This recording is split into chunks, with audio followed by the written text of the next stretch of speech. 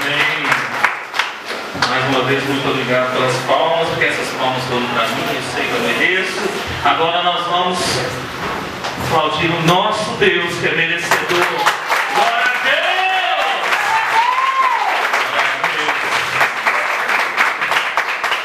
Deus! Hoje eu estava conversando com uma irmã, ela não professa a mesma fé que nós, mas eu creio que Deus já está trabalhando na vida dela.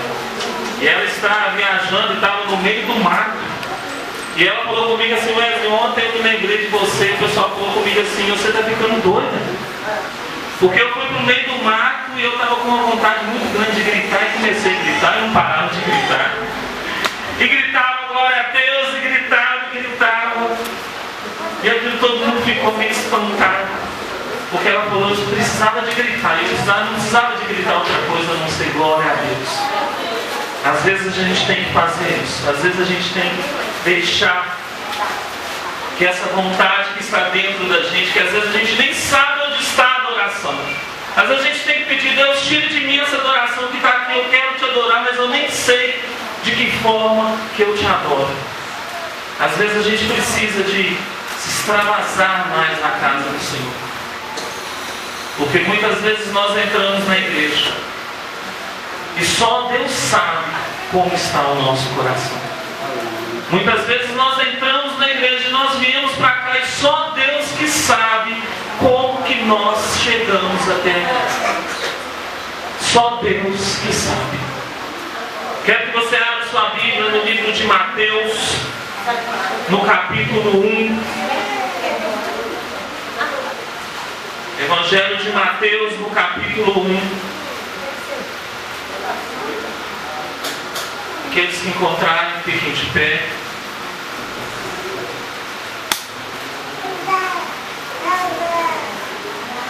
Amém? Todos encontraram? Mateus capítulo 1, a partir do versículo 1. Amém? Amém. E diz assim a palavra do Senhor: livro da geração de Jesus Cristo, filho de Davi, filho de Abraão. Abraão gerou Isaac, e Isaac gerou Jacó, e Jacó gerou Judá e a seus irmãos. E Judá gerou de Tamar a Perez e a Zerá. E Perez gerou Esrom, e Esrom gerou Arão. Arão gerou Aminadab, e Aminadab gerou a Nasson, e Nasson gerou Salmão. E Salmão gerou a Raabe e Boaz. E Boaz gerou de Ruth a Obed, e Obed gerou a Jessé. E Jessé gerou o rei Davi, e o rei Davi gerou de Salomão, da que foi mulher de Urias. Salomão gerou a Robão, e Robão gerou a Abias, e Abias gerou a Asa. E Asa gerou a Josafá, e Josafá gerou a Jorão, e Jorão gerou a Uzias. E Uzias gerou a Jotão, e Jotão gerou a Acás, e Acás gerou a Ezequias. E Ezequias gerou a Manassés, e Manassés gerou a Amon, e Amon gerou a Josias. E Josias gerou a Jeconias e seus irmãos na deportação para a Babilônia. E depois da deportação para a Babilônia, Jeconias gerou a Salatiel, e Salatiel gerou a Zorobabel. E Zorobabel gerou a Abiúde, e Abiúde gerou a Eliaquim, e Eliaquim gerou a Azós. E Azós gerou a Sadoc, e Sadoc gerou a Aquim, e Aquim gerou a Eliúde. E Eliúde gerou a Eliezer, e Eliezer gerou a Matã, e Matã gerou a Jacó. E Jacó gerou José, marido de Maria, da qual nasceu Jesus, que se chamou Cristo. De sorte que todas as gerações, desde Abraão até Davi, são 14 gerações. E desde Davi até a deportação para a Babilônia, 14 gerações. E desde a deportação para a Babilônia até Cristo, 14 gerações. Amém? Amém. Feche os teus olhos. Glorioso e bondoso Deus, graças damos a Ti, Deus, porque Tu és maravilhoso, Tu és bondoso, Tu és bendito e grandioso. Deus, esta é a Tua palavra, Senhor. Bastava, Senhor, a leitura da Tua palavra, Deus, para que os nossos corações, Senhor, já estivessem cheios da Tua glória.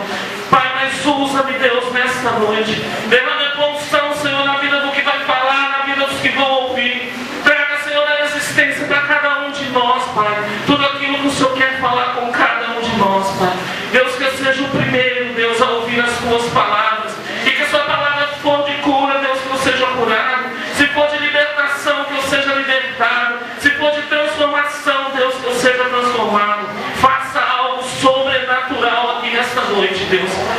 oração que eu faço em nome de Jesus.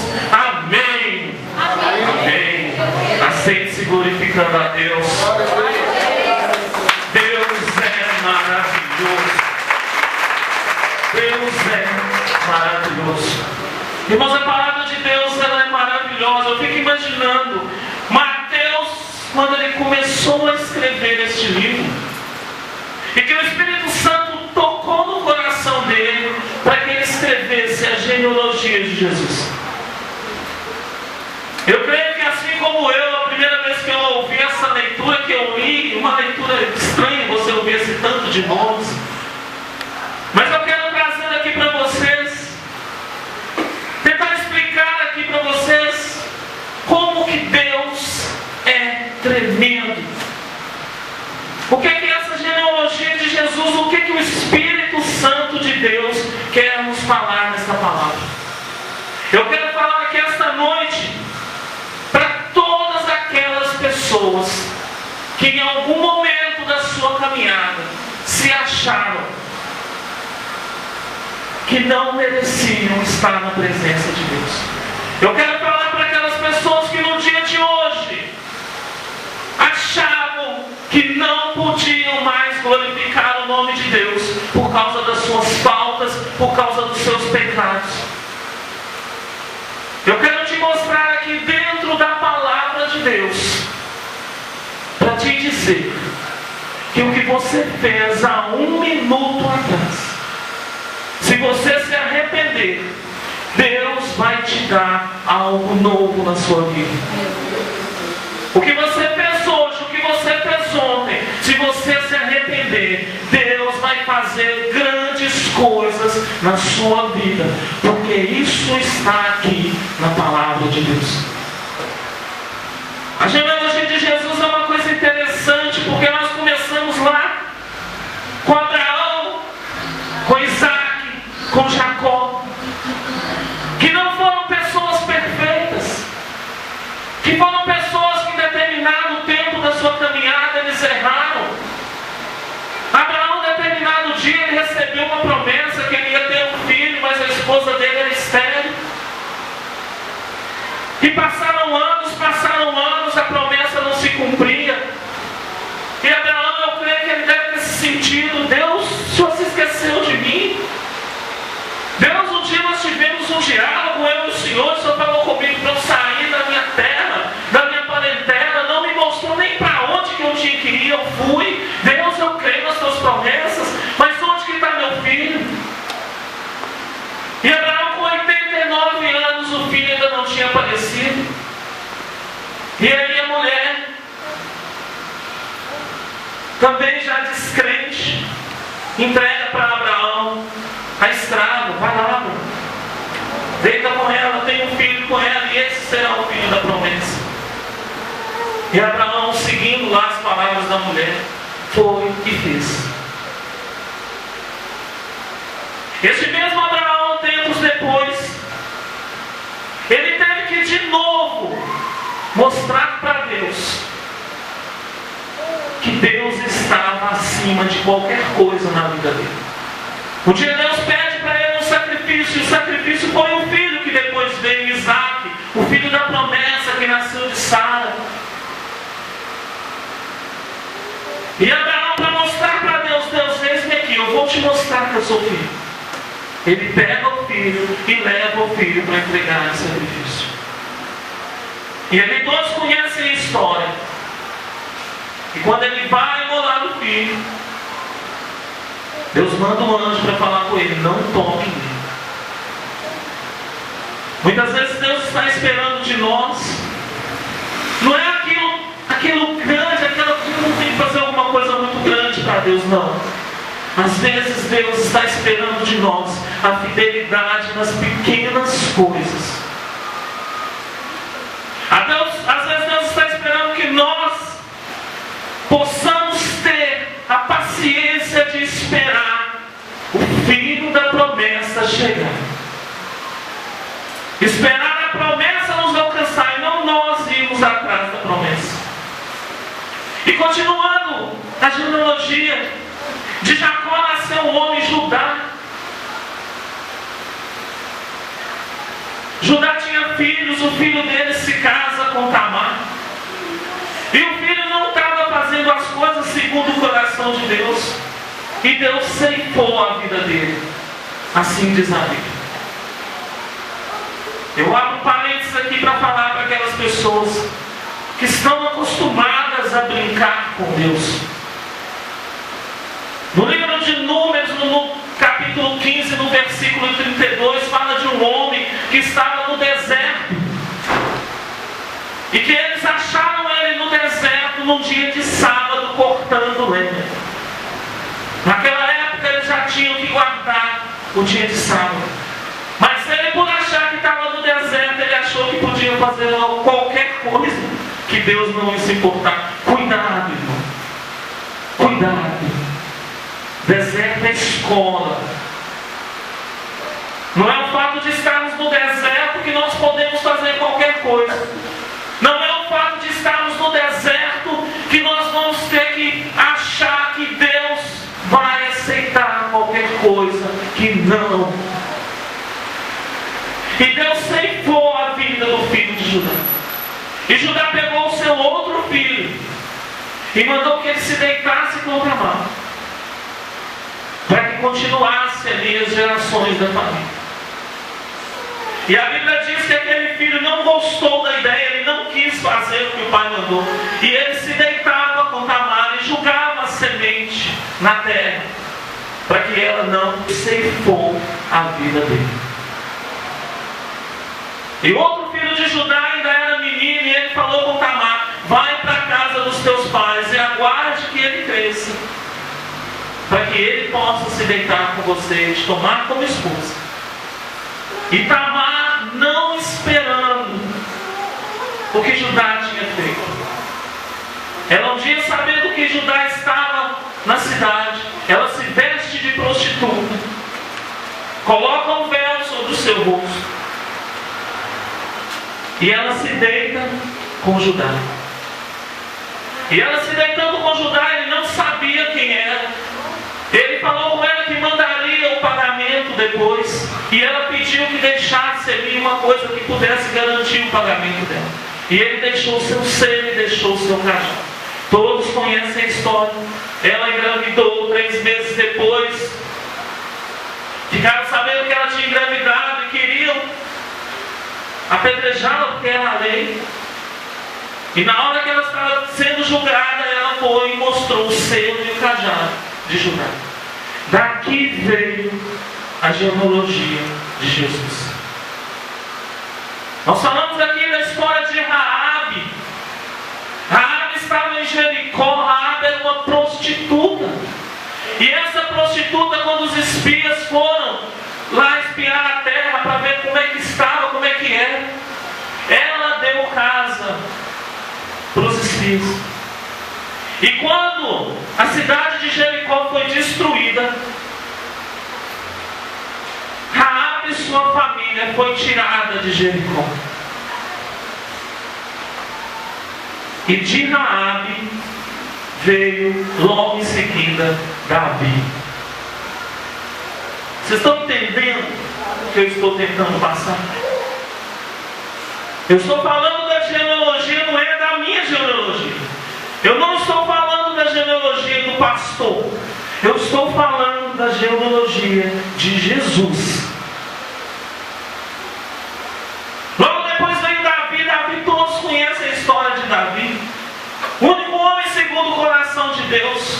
Homem valente. Que logo quando o menino foi lá, matou o urso, matou o leão, depois enfrentou um gigante. Mas este mesmo homem, quando ele já achava que estava tudo certo, que ele já era o cara, ele vê uma mulher tomando banho,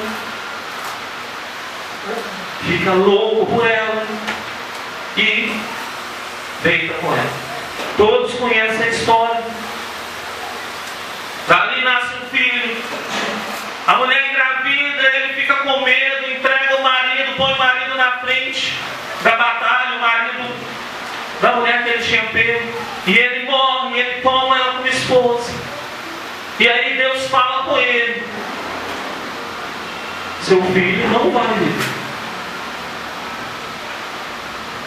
E quando Natã, o profeta, veio até Davi e contou para ele uma história, Davi ficou muito bravo e falou com ele: esse homem tem que pagar 4 vezes. E Natã falou com ele: esse homem é você. E Davi teve que ver o pecado dele ser pago com a vida dos teus filhos. A genealogia de Jesus passa por um homem como Davi, o único homem segundo o coração de Deus, mas que em um momento da sua caminhada, se ele não tivesse se prostrado, se ele não tivesse falado com Deus: Deus, eu quero estar na sua mão, porque é preferível estar na sua mão do que estar nas mãos do homem, a história de Davi aqui na Bíblia seria diferente. Porque aí também vem Salomão, filho de Davi, aprendeu a ler um tanto de coisas com o pai. Mas numa certa tempo da sua caminhada, Salomão começou a pegar as mulheres, começou a se juntar, e ele teve 700 mulheres, 300 concubinas. O cara era um terror. Mas aí ele começou a pegar mulheres ali de qualquer lugar que adoravam outros deuses. E essas mulheres devem ter começado a falar com ele: Salomão, vamos aí adorar o nosso Deus. Nosso Deus lá, o Deus Sol, o Deus Lua. E Salomão, ali louco de paixão pelas suas mulheres, querendo fazer a vontade das mulheres, ele vai e entristece o coração de Deus. A genealogia de Jesus passa também por Salomão. Se eu for contar aqui as outras histórias, se você pegar nome por nome e pesquisar, você vai ver que são muitas as histórias.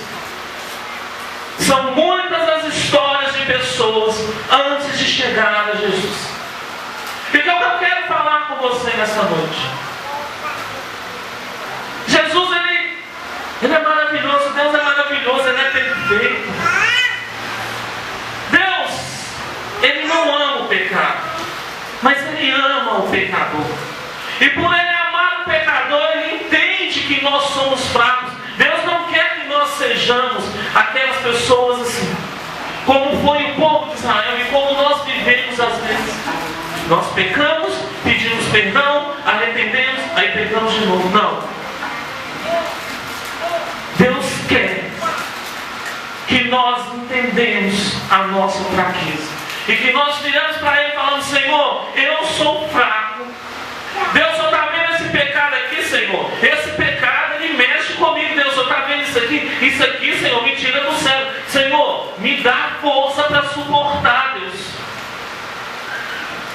Porque muitas vezes a gente não entende que os espíritos que estão aí rodeando o mundo estão também dentro da igreja.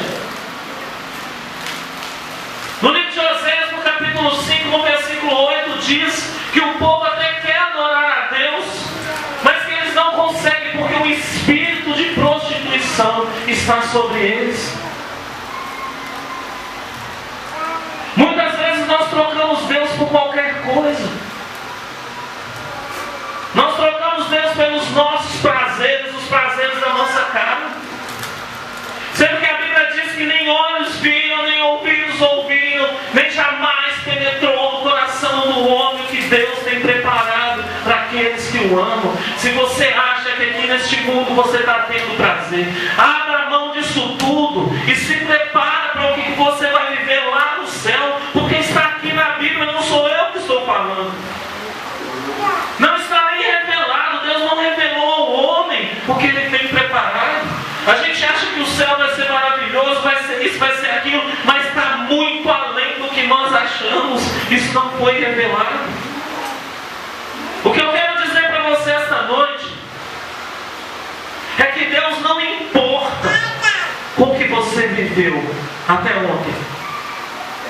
O que eu quero dizer para você nesta noite é que Deus está vindo aqui hoje para te dizer que hoje muda a sua história.